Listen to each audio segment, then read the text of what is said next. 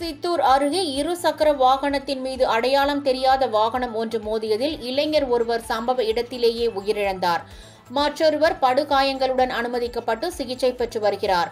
ஆந்திர மாநிலம் சித்தூர் மாவட்டம் ரெட்டிகுண்டாவை அடுத்த தடுக்குப்பேட்டை பகுதியைச் சேர்ந்தவர் முரளி. இவர் பூந்தமல்லியில் உள்ள தனியார் நிறுவனம் ஒன்றில் பணியாற்றி வந்தார். இந்நிலையில் நேற்று இரவு முரளி வழக்கம் போல் பணியை முடித்துக் கொண்டு இருசக்கர வாகனத்தில் ஆந்திராவை நோக்கி சென்று கொண்டிருந்தார்.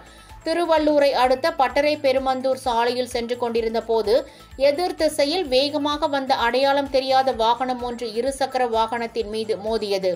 இதில் பலத்த காயமடைந்த முரளி சம்பவ இடத்திலேயே பரிதாபமாக உயிரிழந்தார். மேலும் அந்த அடையாளம் தெரியாத வாகனம் திருவள்ளூர் மாவட்டம் திருவாலங்காட்டைச் சேர்ந்த திருநாவுக்கரசு என்பவர் ஓட்டி வந்த இருசக்கர வாகனத்தின் மீது மோதிவிட்டு நிற்காமல் சென்றது. இதில் படுகாயம் அடைந்த திருநாவுக்கரசை அங்கிருந்தவர்கள் மீட்டு சிகிச்சைக்காக திருவள்ளூர் அரசு மருத்துவக் கல்லூரி மருத்துவமனைக்கு அனுப்பி வைத்தனர். இச்சம்பவம் குறித்து திருவள்ளூர் கிராமிய போலீசார் வழக்கு பதிவு செய்து விபத்து ஏற்படுத்திய அடையாளம் தெரியாத வாகனத்தை தேடி வருகின்றனர்.